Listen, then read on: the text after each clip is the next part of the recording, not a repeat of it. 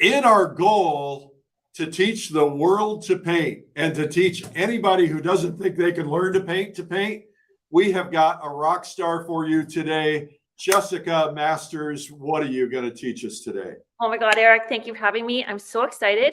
I am going to teach you to make bright, exciting, and dynamic paintings today. Well, let's show us what you're going to do. So we're going to paint this. Yeah. A single peony on a black background with loads of colors happening, both contrasty, like black to white, and soft, subtle transitions of soft pinks and purples. And the combination of all that makes a really exciting painting. Outstanding. Okay, and then what's all that stuff behind you? Okay, so before we start any subject, we have to get to know our subject. We can't just pick up our photo and go, yeah, I'm going to paint it. You have to gather information. You have to gather knowledge. Okay, so on my board, wrong way around, sir. This is my photo. You'll have a picture of it. I won't take it down. Single peony, black background, opportunities for so many colors. Here, subject, I'm going to be the actual paper I'm going to work on. But on the right, for me, I distill this information first. I look at my light patterns and I break it down into just a dark shadow and a bright light. I group things. I group my values, my lights and darks. That's when color is transferred into a black or a white. I group it. All black, all white. So that's kind of, some people would refer to that as a no-tan. Yes, that's a no-tan. That's probably one of the most important pre-steps that I do. It's the understanding of how the light is falling across your subject. And then I go a little deeper and add a few more values. And I do just a little value sketch. Okay. And all the time I'm gathering information about my color. And then I end it with just a little simple color note picture. All right. Well, this is exciting. Let's get this show started. It's Art School Live with Eric Rose.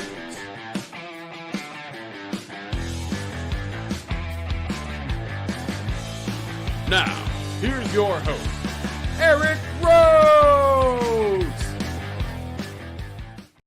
Well, this is going to be a fun day. You are going to learn how to paint from this reference image, this peony. We'll put it up for you in a bit so you can paint along if you want to. Our guest today is Jessica Masters, and she certainly is a master, a fabulous pastel painter, and just does incredible work. So you're going to learn a little bit about how she does it and how she makes paintings exciting and fresh. So that's what we got going on today, and we're going to just jump right into it. So Jessica, let's do this.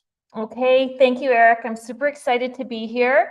I am going to start you off with what I do for all of my work, and that's a contour drawing. I have to translate the lines and shapes from my picture onto my paper. Okay, you're going to hear me talk as I work about some terms I use, and they are, I'm going to just show you here. First of all, I squint a lot because I want to simplify what I see. There's two things that happen when you're looking at your subject for the first time. One is you either see nothing and you're like, I don't know what to paint. And the other is you see too much. So I'm going to teach you how to gather the right amount of information to put into your painting, because too much is overwhelming to the viewer and they're going to leave your painting, go on to the next one. And too little, well, where's the excitement, right? So if you squint, you're going to simplify your subject, you're going to group your shapes, and you're going to average out your colors. So you're going to make sense of what you see. And I'm going to come back to these simplify, group, average, squint terms all the time. And I'll tell you this from the very beginning. If it doesn't make the squint test, leave it out. Okay? What? If it doesn't make the squint test, leave it out. All right. Okay, so when you're looking at your subject and you're squinting, you can't see a little tiny shape, you don't need to paint it. Right. So first thing I do, I've got my subject. Wait. What are you using there? You're using a... Oh, sorry. Yes. I have a little red Conte. You can use anything you want as long as it's hard. Hard pastels leave color, but they don't leave a lot of dust or filler. So your next layers that come along will go right over top of them. This is pastel matte paper. It's a very soft paper, but it strangely has this fantastic grip for pastels, okay? But all pastel papers have a tooth. And if you put too much pastel into the tooth, eventually it stops accepting the pastel. So, All right, I want to mention something too, Jessica, and that is that no matter what medium that you use, whether you're a pastelist, an oil, or a watercolorist, or gouache, or whatever, you're going to pick up some really amazing tips from this today. So don't discount just because you might not be a pastel person yet. So that's a super point, Eric. And I'll just tell our audience, I'm an oil painter as well. This is exactly the same process that I teach in my oil painting classes, my pastel classes, also acrylic. Okay, and you know what? Honestly, watercolor too. So take up the principles, because I'm a big fan of principles. So you can take this to each kind of new medium that you're working in. So I want accuracy at this stage. It doesn't have to be perfect. I want to allow myself to be an interpreter of this subject, but I want accuracy. So my viewer knows they're looking at a peony. I've just started this contour drawing with my Conte, and I'll tell you, I use the tip of my Conte, but I also use the edges for straight lines. Curves that are made through straight lines are often more accurate. So I can take the edge of my pastel and just do that and get a nice line. And I'm averaging the shape of what's happening in this peony right now, okay? I can soften and I can use the tip and get some more rounded edges. But when I'm gathering the information to put down for further color, I really, really want to be simple and accurate, okay? I make little measurements, like the edge of the flower tip here on a line meets the inside of that pot. So I can just catch where that ends.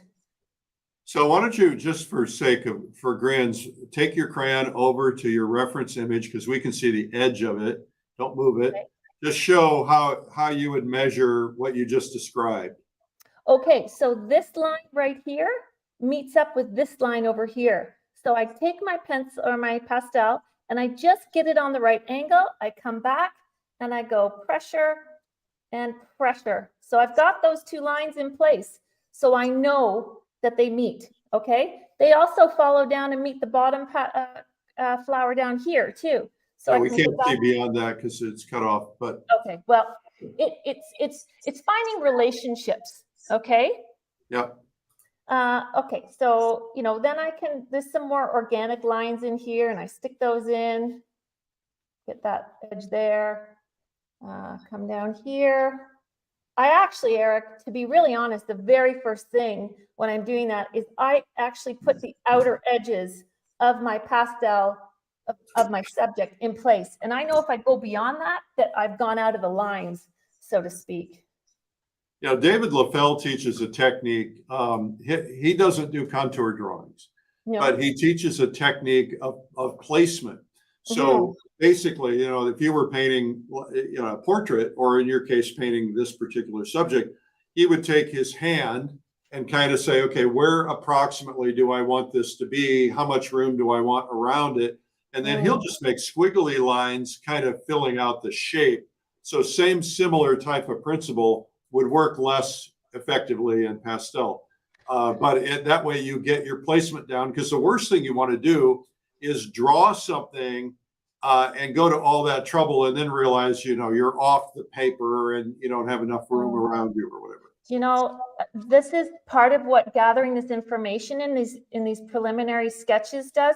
You really get familiar with the placement of your shapes, and you have less chance of making those sort of fundamental compositional mistakes. You can correct at this stage, you can correct your subject, your composition. But when you move into using color, you can't correct a composition with color. It's where people end up getting muddy, okay? Because they start overworking the color, mixing it on the page, and that can be a disaster. So do your best to get your subject in place accurately, but interpretatively. That's a word. Did I make That's an easy one for you to say. Yeah, right? Come on. Come on. So just before I go further, I want to tell you the other thing. You remember I talked about this notan. We talked about the notan. Well, we didn't talk about it on camera. Well, let's do that for a second. So our subject has a very subtle transition of light. It's got a very dramatic background, which is black. That's creating contrast to the light, soft flower. I did that on purpose. I do that in my wave work because I love that moment where a light hits a dark. That's an energetic moment for an artist. And in between those two value shapes, the light and the dark, you have opportunities for color. And I will show you that as we keep working. But even though this section of the peony is very soft, it still represents shadow. And here I'm going to be teaching you that if you acknowledge that those soft, delicate renderings, or sorry, light patterns, if you acknowledge that they're in shadow, you have opportunities for more color. All right, so I want everybody to go into the comments and say, I acknowledge that this is in shadow, even though it's darker than what might appear in my paint.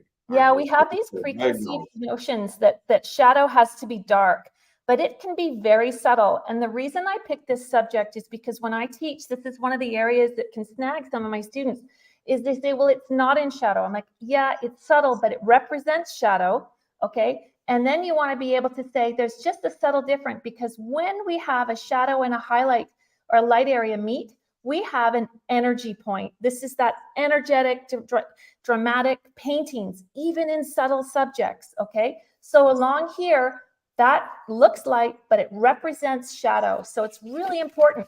That's where my energy comes in. And when I did it in a kind of dramatic way, simplified, you can see that even though this is super simple, it does look and exaggerates more of what I'm seeing.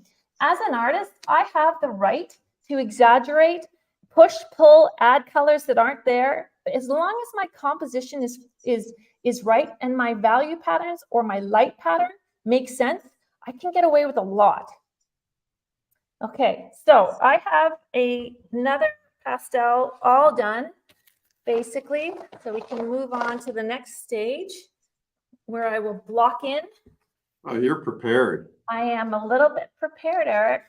Yeah. It's Well, like it's nice a to see that. game show, right? It just shows that you care. I do care. I really want you to understand what I'm doing. And I want our viewers, because I have to tell you, when I was learning, this wasn't around. This access to this information, nope, wasn't there. We had to buy books, and that was wonderful too. But this is such a gift you're giving new artists and experienced artists. Well, my goal, Jessica, is to help people understand that they do not have to have talent to learn to paint. Everybody is like, oh, I don't have the talent. That's nonsense. It's total nonsense, Eric, and I'm really glad you mentioned it. What you need to be a good artist is observation and objectivity. If you are not looking, you won't see the colors, you won't be able to put them down. And I guarantee you, when you leave a workshop or when you leave your studio, when you started, you saw fewer colors. And when you left and you're driving home, you start to see way more colors. We train our eyes to see colors, right? So it's super important. The other thing is our objectivity. If we're not objective, and if we're always saying this, like, oh, that's no good, and comparing it to other people, we block the learning. I stop my work every 20 minutes and turn it around for 5 because I can stop seeing it. But if I do that, I'm always objective. I'm like, yep, it's working. I call it when it's not working. It's one of my most important tools, and it's what I teach all my students. So next stage, okay? We've got this light divided. I did a simple little line here, and I have one pastel that is going to group or average, because I'm squinting, all of the colors or most of the colors in my shadow area. I make it a little bit darker and a little bit grayer than I see, but I'm putting all those colors into one shape, maybe 1 or 2 shapes. And that's because this platform of grayer and a little bit darker allows my lighter, brighter, more saturated colors to sit on this nice supported platform, okay? But you're only doing that on the shadow areas. No, I'm doing it in the lights too. I'm blocking in all my shapes. But you're blocking in with a different color in the non-shadow area. Yeah, so sorry, correct. All my shadow areas get one color. If there's something really dramatic, like, you know, that is a big shift and it's still in the shadows, I will give it a different color, but I'm averaging it. I'm making as big a shape as I can out of that area, okay? And then what did I do with my other little pastel? This is what happens with pastel artists. They put them down and then they can't find them. Always put them where they're supposed to be. Yeah, well, you know, that's what smart people do. Yes, well, that would be me. So good. You'd make a good pastel artist then, Eric. I'm working on it. Oh, you'll love it. I am really looking forward to Pastel Live next week. I'm flying out of here on Monday, going back to our studio in Austin, Texas to host. It's the world's largest pastel event. We're excited you're going to be teaching. Oh my God, I'm so excited, Eric. I can't believe it. It's like a dream come true. I'm teaching values on the everyday or the essential techniques day. So, you know, anybody watching, I really hope you can join me. Now I'm just getting in. I'm averaging out the stock from this peony. I've put an average light shape over here. Okay, I'm going to do something a little bit dramatic before I get to this area, because this is sort of a mixture of dark and light. So I will approach that a little bit differently. But you can see the paper is coming through. I like that. You can do that. You don't have to do that. But one of the things I want to show your audience is not to be precious. Like let's let this rip. Let's go. Let's not worry about having it done before we've started. Let's not worry about being perfect. We want to just do that. Sometimes you can use an alcoholic wash, or I use Spectrafix, and I will demonstrate that at the end if we're interested. So I'll come back to what that means. So that just loosens it up. You know, I made a mess. You know, I actually think of pastel and paint like a little bit like clay. So if I handed you a lump of clay and said, could you please make me a pot? You wouldn't go, you know, I got a pot. Took me 5 seconds. You'd manipulate it and press it, take it apart, start again, do all that stuff. And I see paint exactly the same way. Paint and pastel. I see it. Do you have any fingerprints left? No, right? That's the thing. So when you have a rough paper, like a UArt or something like that, you need to use a wash. Otherwise, you're going to get, it's funny you say that, because I make my own paper out of Golden's pastel ground and on a BFK paper, because it allows me to work really large. And these purchase papers, they have limits for the sizing, okay? So, but it's quite rough. And when I was doing this, my fingerprints were wearing off, and it was really well, you'd make a great cat burglar. Right? No one would know I was there. Anyway, right. I had to move to the washes so that I could actually keep my fingerprints. So Eric, I'm just noting the color of my background, okay? Because this is making me realize what the values are of the rest of the painting. This is very dark. So this will tell me that this is quite bright and light. And if it was reading, if I put this value over here, it wouldn't be so jumpy and dramatic and exciting. I need to know that gauge there. So that's why I've just noted it. But it's a dark color. Sorry? The principle here also is when you put dark next to light, it makes light appear lighter. Yes, yes. For me, this is where the energy is happening. And in here, these moments between the lighter and the darker, I think that's the opportunity that artists have, and it's amazing. That's what gets me excited to come to the studio in the morning. But I don't want, because this is pastel and it's soft and it moves around, I don't want to cover the page with this dark pastel when I still have light work to do. So that's like a sort of, you know, a logistical thing. Don't try to keep your colors clean. We got to keep them clean. So the next thing I'm going to do, Eric, is start to put some information into my area, my dark area here, okay? Now, I'm going to talk a little bit about color temperature, warming, cooling. What color temperature is if you look at the color wheel, if I have orange as the warmest color and cobalt blue as the coolest color, I'm just putting a little bit of the more orangey colors into this gray or purple. Or if I was cooling it, I might put a blue, more like what was on the color wheel. So that's a really simple way of looking at color, at color temperature. And color temperature kind of creates vibrations in your paintings. but it's not something you kind of start with as an artist when you're just beginning. Okay, so now I want to like squint and pull out of here the shapes that draw my eye. And I'm averaging, okay? I'm not an artist that paints every little shape. I like my work to be more like a poem, okay? A synthesis of what I'm looking at.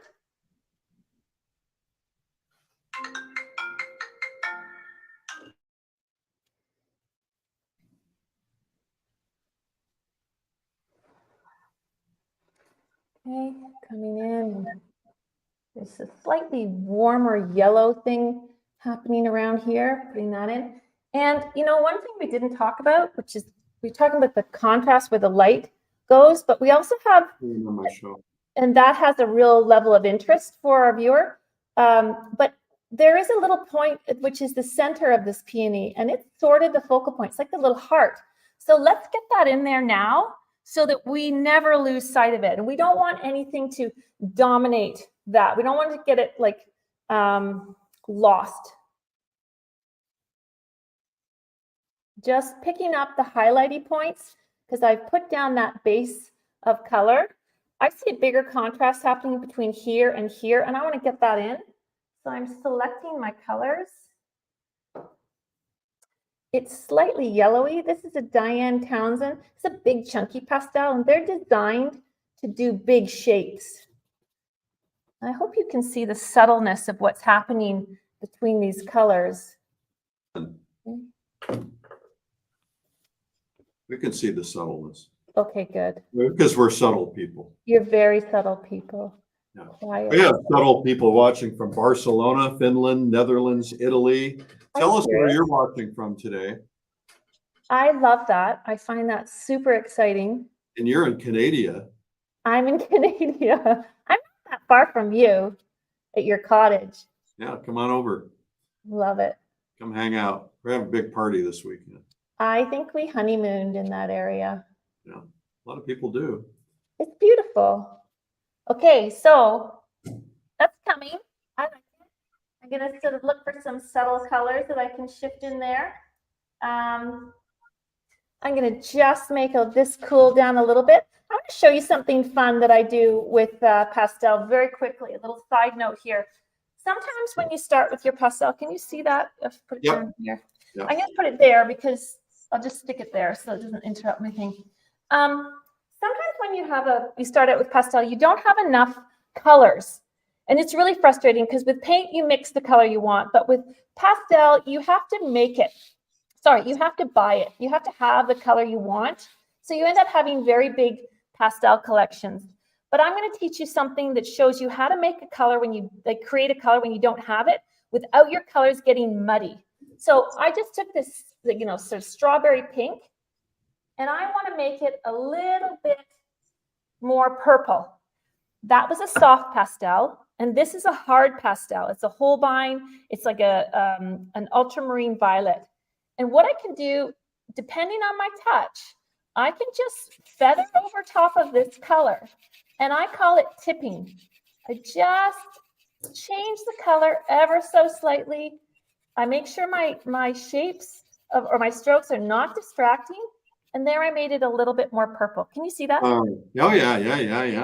Okay, so now I'll do it with yellow. So I want to make it a little bit more orange. But you're using a hard pastel over it, not a soft pastel. Exactly. And if you have a small collection, but you want to expand it, this is a great way. So now I'm actually changing the value. Huh. I just want to share that because I do that a lot in my work, and I want to give you that little visual right there. Okay. Yeah. So yeah. now, where are we? Pinks. I've got a rainstorm happening here. Is it raining there? Not yet, but it has been for the last 3 weeks. I can hear it thundering down on my roof of my studio. We don't hear it. This is a Rocher pastel. They're from France, and they are actually the great-great-grandfather of Isabelle Rocher, who runs this company, actually worked with Degas. And I find that super exciting when I'm working with them. I feel like history is passing through my hands. And these are really subtle changes that little subtle bits of information. Rochers are what I would refer to as a finishing pastel. It's not a big chunky pastel that you're going to lay lots of color down like I would with my Diane Townsend. She's a workhorse.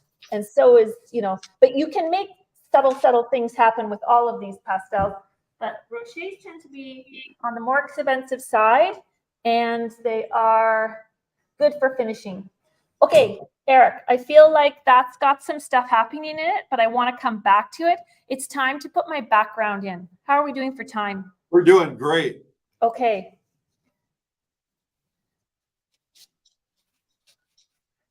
Okay, so now I'm also using this dark pastel to refine the shapes. This is called working with negative space, and you will get a greater accuracy of your drawing when you work with the shapes that sit around your subject. So Sorry, I can draw nothing negative on this show. Nothing negative, right? Absolutely, all fun. So you see this shape in here? I can look at it and say, oh, I want to draw the flower, but sometimes that makes me use what they call stored knowledge, where my brain goes, oh, no, Jessica, I know what a flower looks like, you don't. So I stop looking and I start thinking. But if I draw this shape in between, then I'm going to be more accurate. I use the edges of my pastel like little rulers.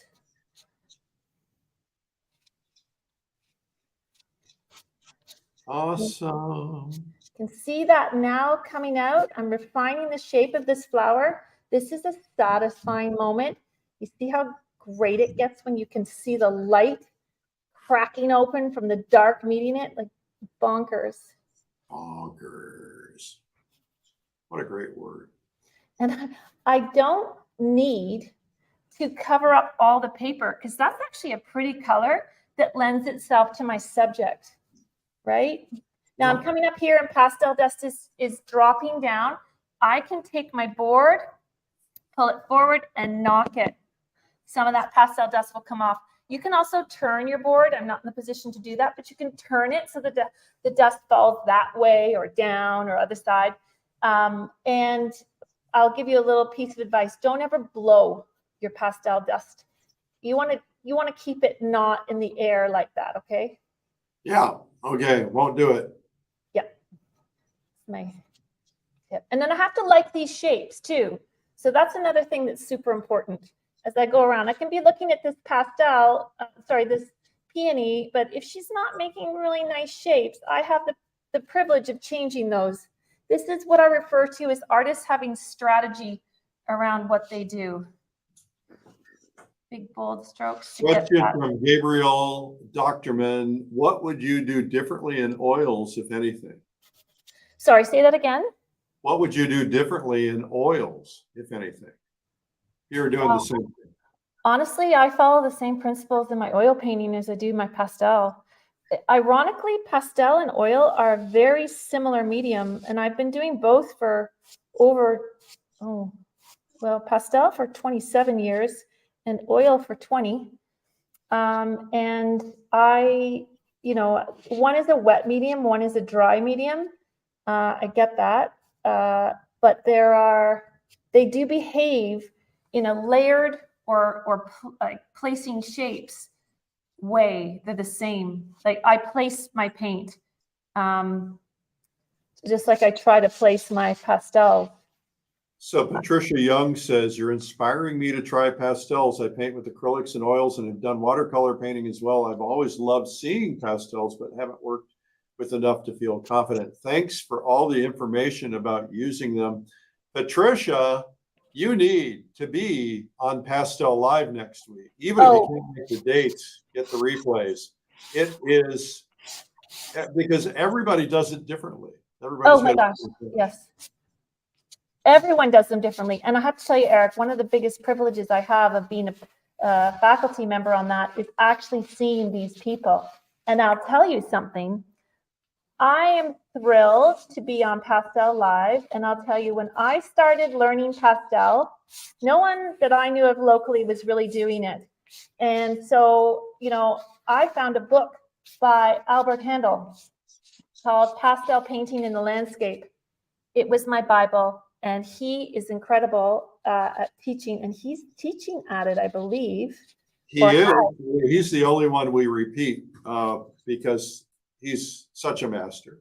He's a master. We try to get new people every year, but we always bring him back. And this year, we're launching something with Albert that we're going to announce at Pastel Live. That's brilliant. Something I'm new. excited.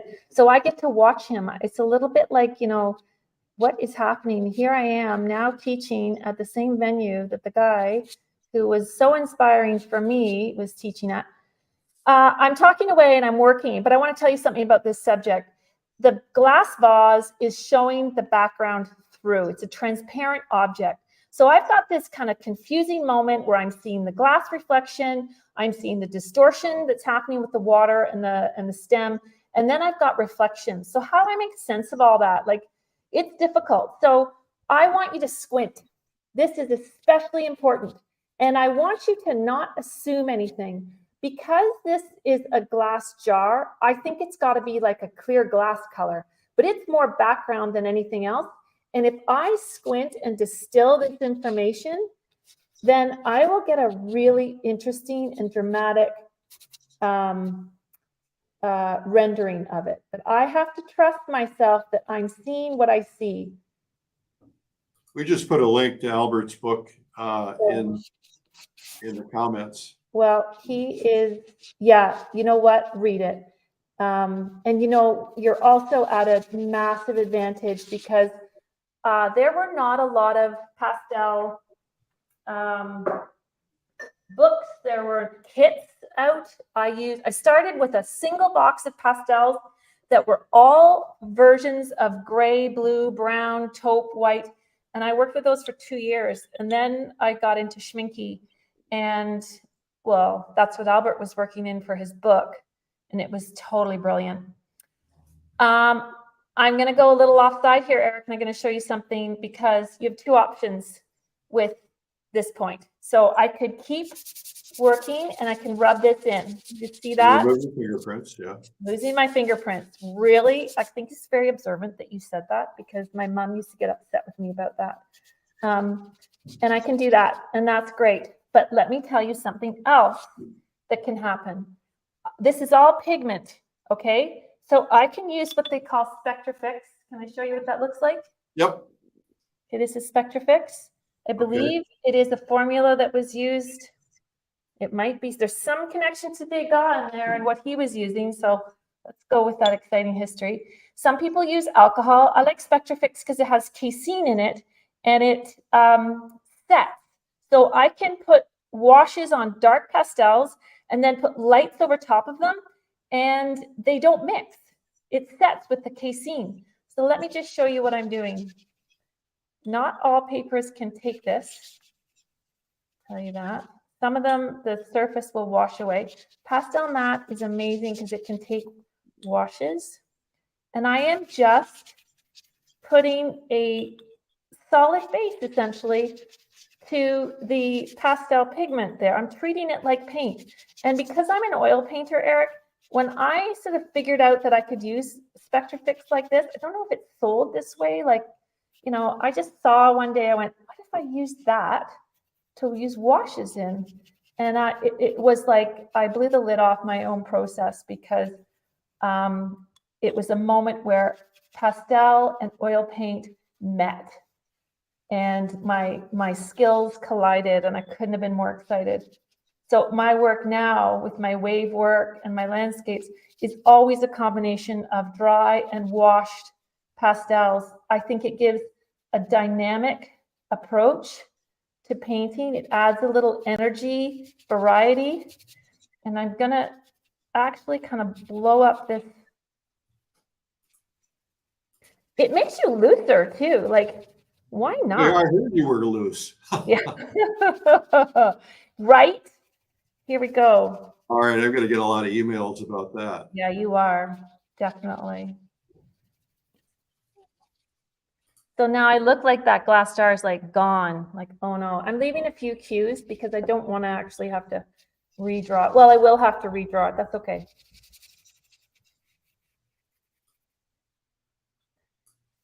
When this is on, Eric, it's going to dry, and you might take that as a moment if you give your viewers a break. That might be a smart time. Okay, so that has to dry. I don't mind if I have some areas peeking out. That's okay. But what I will tell you is if you have washes and your paper peeking through, you have to own that. You need to say, I want my eye to be kind of bouncing around those little open areas, because you're responsible for all the marks that go down and how your viewer will view them. So if something is too busy, you need to tone it down. What are you going to do next? Well, next I'm going to build up the bottle, and I'm Right. going to put a little bit more drama into the peony itself. We're almost done. Like, pastel's quick. It's not depending on the size of what we're doing and the intricacy of it, it can be done very quickly. And it's a beautiful medium that is in combination with oil painting or acrylic paint. If you want to work something out fast, like this took me like 5 minutes, and now I've worked my colors out. I kind of have a sense of my composition.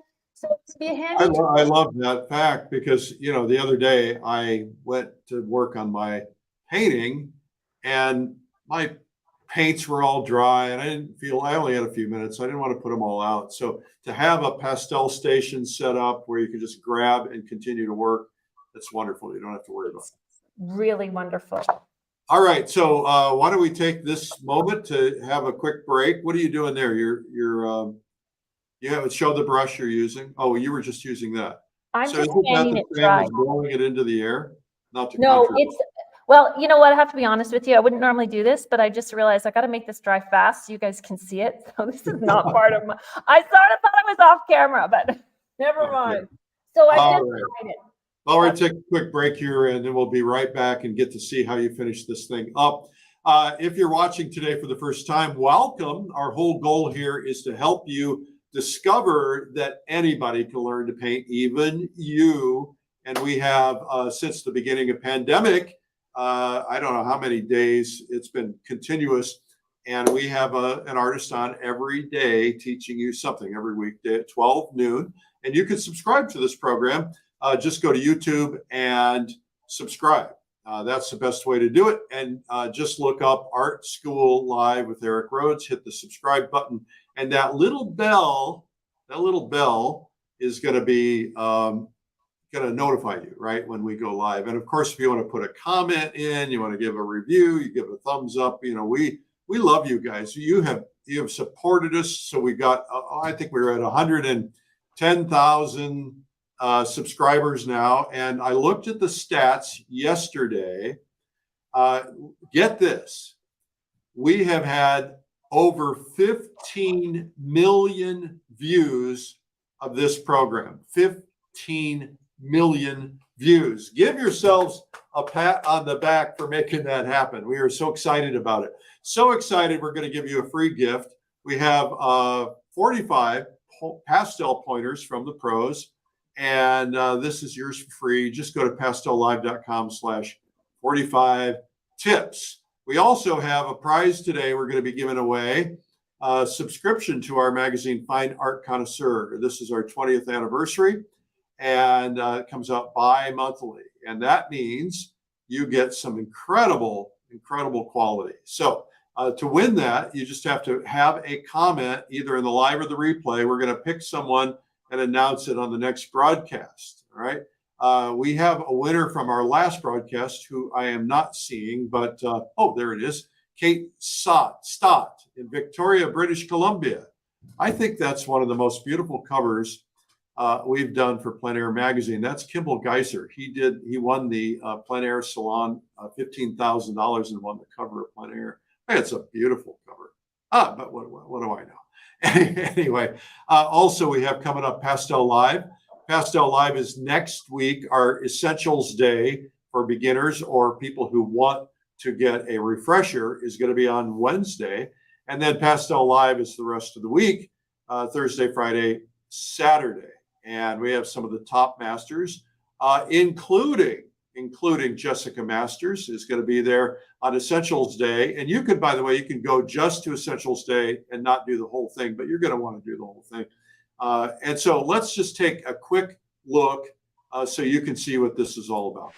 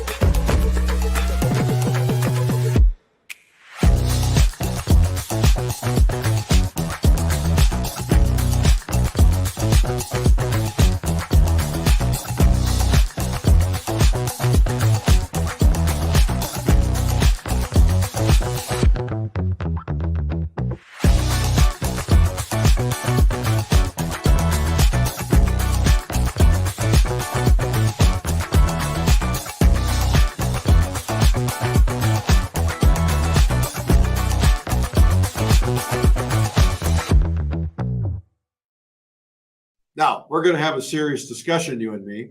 And that serious discussion is that if you attend Pastel Live and you just don't feel like you got more than your money's worth on your first day, let us know by the end of that day. We will refund 100% of your money. It's only happened out of, we've done 2, 3, 4, 12 of these live events now, maybe 16. And it's only happened one time. Only one time. And that was because the person thought it was something about completely different. So there's no risk to you. And our reputation is on the line. So we're not going to burn you. So just come, Pastel Live. And if you can't watch live because of your work or your obligations, you can get the replays. You want to make sure you do that. All right. So that's Pastel Live. Also, a couple other notations for you. Fall Color Week is coming up. This will be our last year in the Adirondack Mountains. And that means that you want to come up and do fall in the Adirondacks. It's going to be really wonderful. And we have, I think, only 2 seats. Last I checked, we might be able to squeeze a couple more in. So Fall Color Week coming up in September 29th through October 6th. And then right after that, I'm going to drive home and then get on an airplane and fly to Stockholm and Madrid for our fine art trip. We go behind the scenes at the museums. This is not an artist painting trip, but this is more along the lines of a touring. And we get a lot of special privileges nobody gets because we know so many people in the art world. And so that's coming up, and that's finearttrip.com. And we have, I think, 7 seats left to that. And then we're doing a painting trip. I'm leading a group painting cherry blossoms in Japan. That's going to be in March. And we sold this out. But we have a waiting list because we're trying to get a couple more opportunities to fit in because we have had a lot of people who said they're interested. So you join the waiting list on that or Fall Color Week because we want to see if we can get you in, squeeze you in. Because quite frankly, I'm not going to do these much longer. I think, it's a lot of work. And so at some point, I'm just going to say, turn the key, next adventure. So anyway, if you want to go to any of those, go to fallcolorweek.com, pleinairjapan.com, or whatever. Okay. All right, let's get back to Jessica Masters now. Okay, Jess. Hi, I'm back. Hi. Gotta say, just listening to what you're saying, you do a lot. Yeah, I do. But you're doing a lot, and you're also doing your art. I think that's phenomenal.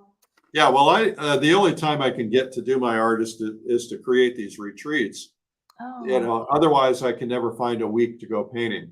yeah, So, yeah. It's a difficult balance. yeah, But well, you're close. I mean, you could drive down to Fall Color Week and hang well, out with us. yeah, actually, very tempted. Very tempted. Okay, so I was fanning this. I don't recommend it. I'm on a bit of a clock with this, so I had to Yeah. do that. But it's like ignore that bit. So now I'm taking a hard pastel, and there is technique in your soft and hard. Hard, like I said, can go over another color and feather it into something new, which is wonderful. But you can also map with a hard pastel. You can kind of place your little shapes that you're thinking, okay, that goes about there, without being too over committed and feeling like, ooh, now I can't, like get that back.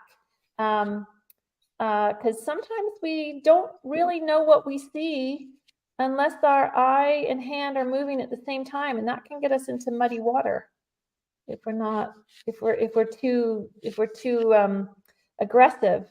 So I'm just for the bottle, I'm just hitting with the highlights on this pastel, on this subject. Now this is about the same color in a hard as the background. You can see the background kind of looks a bit of a mess. Everything is sort of looking, a little untidy, but that's great. I like that kind of muddy, messy stage. And because it makes me feel a little bit more relaxed, like I can't ruin anything. It's already kind of looking, scruffy. Now I'm going to refine it. So this is my refining stage. I'm coming back over this. It's actually a phthalo, a deep phthalo blue color. It isn't black. I prefer a deep color versus just a straight black. It's more dynamic. And I'm just refining the shape of this vase. And I'm coming in and adding these tones that I missed with the Spectrafix. I can use the dark pastel too. I like this because it's lost edges. This section here is just completely full of lost edges. That's exciting. If I have too many edges in my subject, I confuse the viewer. I tell them, you need to look all over. But then they're going to go, well, what's your painting about? My painting is about my peony. This beautiful bloom of a flower, like it's just exploded. And everything I do has to go and tell the viewer, no, this is what's important. And I have strong edges and bright lights and smaller shapes, which grab my eye. As I come down here, I'm diffusing or lessening that contrast of color, of line, of Yeah, because you don't want to draw away from your focal point. I don't want to draw away from my focal point. So you're going to want to hear this, Jessica. Jay Yeah. Toro, watching on YouTube, says, I never knew that you could use pastels in such a painterly way. I'm kind of curious to try that out. You Okay. need to do this. Come to Pastel Live, baby. You do. And, this is, you said earlier, this is one way of working with them. There are many. There are really a lot of people doing a lot of different things. My thing is just, I promote loose and exciting, but it can render so tightly. Like, my wave work is really detailed. And this is exactly how it looks. I start my waves like this. They look a mess. If you walked in my studio, you go, what is she doing? That's funny because when I saw you on camera in your studio, that's the first comment I had is, what is she doing? What is going on there? Well, we have a worldwide audience today. We have Oscar from Stratford upon Avon in the UK. Oh. We have India, Warsaw, Poland, Switzerland, Saskatchewan. That's kind of like a foreign country. Turkey, Barcelona, Finland, Netherlands, Italy, and other people need to put where they're watching from because that's how you win a chance to win that Fine Art Connoisseur subscription. Somebody in here said they want to win it because their granddaughter is featured in it. That's cool. Yeah, that's very cool. It's always fun. We sometimes will feature a new artist and it's fun to watch. They get exposure in the magazine and then their career explodes. It's so cool. I think that's magic. Eric, I just have to keep giving you the kudos for this because there's so many artists out there that are just sitting in their studios making incredible work, like beautiful things. I'm looking for a pastel as I talk to you. and they're not discovered. You know, there's not a venue for people to see what's going on.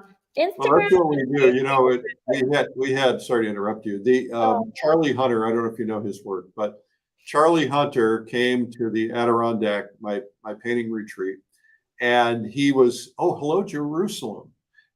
He was very shy, hard to believe now, but he was very shy, had never shown his work to anybody. And he came to the Adirondacks and had such a positive response that we did an article on him in the magazine. All of a sudden he got invited to all these events. Now he doesn't have time to come back because he's at all these events. He's become very popular. And we love doing that for people. So, you know, we are all isolated in our studios. And when we're isolated, we need to know other artists. And that's why these virtual events are great, because even if you can't get on an airplane and come to the plein air convention, which is, by the way, almost sold out, you know, you can meet people from all over the world. We've been putting people together who lived in the same town and didn't know it. And oh my gosh. Make friends. So it's cool. That's fantastic. That is just fantastic. So we're going to have about 3 more minutes. Okay, so let's do something fun. Okay. South Africa, hello. Let's do something fun. All right, this has been fun. Hang on here. Let's just add a little more energy into these lights before we go. Okay, and now I want to show you what you can do. First of all, you can come back in and just anchor this a little bit more with your pastel. You got a nice base there, so if you want it to clean up a bit, do that. Okay. Yep. Okay, and then let's break some edges out. We think this is fabulous light. So let's take our hand and just push that to get some drama. I want you to look here, okay? And then this is grabbing my eye. I'm just gonna soften that. That's hard to do with oil paint. Yes, it is hard to do with oil paint. And pastels are very flexible and they're beautiful. I'm also going to show you, you know, let's break free from what we see in the painting. We can add color. The reason I love the moment where a light and a dark meet, illustrators call this the third line. There's often a color that sits on the edge between where those dramatic color and value shifts are happening. So we can kind of invent it if we don't see it. Blue makes other colors sing. So let's just make it start to talk a little bit more. And at the same time, I'm telling the viewer, yes, I want you to look here. If it's too much, I can use my hand and spread it out. But I'll tell you something, Eric. I did a little social media thing for Pastel Live. And I talked about, I get this question a lot. How do I stop my pastels from getting muddy? Pastel is pigment. And these little particles of pigment, when you push them around with your hands too much, it's like paint. You start mixing on the page. So be careful about doing too much of it. And because you're flattening those little crystals that sit up and catch the light, and you make them kind of dull down. Yeah. So just, you know, use your hands with, you know, discretion. Okay, show us your hands. Oh, nice. It's crazy. Some people use gloves. I use a barrier cream, which I think is really important. Why don't you come on camera so everybody can meet you if they didn't see you in the beginning? Great. Come over here. All right. Well, it looks like you got a nice studio, but it sure is messy. It's very messy. Do you know, I actually had that's the other thing. I did a social media post for you, and I talked about how all these artists have these beautiful pastel collections, and I have a beautiful pastel collection, but I'm telling you, when I'm in the middle of working with a subject, they're everywhere, all over me. So yeah, now take your hands, hold them up like this. Now just go like this. No, I will not. I love it. I love it. All right. Well, Jessica, we put all your contact information in the comments so people can find you. We're excited to see you on Essentials Day for Pastel Live. And what is your best advice to somebody who hasn't yet done pastels, maybe they're new to painting. Would you say pastel is the easiest medium to learn compared to oil or watercolor? I would say it's easier than oil or watercolor. I think I'm not a watercolor Definitely easier. painter, but I think that's a hard medium. It's this pastel's very forgiving, but my best advice is when you start, you know what, you're valuable, and art is about color. So buy the best quality of colors, whether they're oils or watercolors or pastels that you can afford, because your conversation is happening through color. Your message is it's through color. So the cheaper brands, like the stuff kids use in high schools, you'll just be frustrated. But there's Yeah, lots so of a price lot of points. people might not know that there are what they call student grade brands. Yeah. For instance, I don't want to use a particular brand, but there's one Winsor Newton, and then there's Winton, which is a version of Winsor Newton, which is a student grade. So, whenever and it's tough. You go in the art store and you'll see something that costs, what seems like a fortune, but the higher quality the paint, the more it lasts. The right? longer it lasts. Like Longer it lasts because there's more pigment, more coverage. As a result, you don't need to use as much. It's also something else, Eric. The higher brands with the better pigment, the color lands immediately. And with a cheaper one, you're actually never going to get that color, but you keep working and trying to get it, but it's actually not even in the tube. So if you have a good quality paint and you put a little down and you get that color right away, you don't add more. Yep. Well, this has been terrific. Everybody give Jessica a round of applause, a heart, a thumbs up, a smiley face, something, and give her a little encouragement. Put a comment in the comments section so she can go in there afterwards. And again, of course, if you're watching a replay, you can put comments in there and win a chance to win Fine Art Connoisseur magazine subscription. So that's cool. Jessica, this has been wonderful. Thank you so much. Thank you so much. Thank you for joining me, everyone. And go get pastels. It's awesome. Awesome. Yes, right. They're great. Take care. Okay, see you later. Bye-bye. Well, our guest today, Jessica Masters from Canada. And I know Canada's a big place. Thank you so much, Jessica. This was wonderful. Thank you guys for tuning in. Again, the goal here is to teach people that they can learn to paint. When I first started painting, I didn't believe I had the talent and I gave up, but I persisted. I gave up, then I came back, and I gave up and I came back, but finally I got the right teacher. And so all of the things that we do, the magazines, the videos, everything we do is all about helping you become the artist that you want to be. And even if you don't think it's possible, we do think it's possible. So just get out there and try it. Try anything. But if you don't try, you're never going to know. And if you give up, you're never going to know. It's not easy. Nothing is easy, but it's fun. Even when you're experimenting and you're frustrated, it's fun. So get out there and try it. I'm Eric Rhodes. Make sure to subscribe to this program. And we are there every day at 12 noon. And you can find us on YouTube.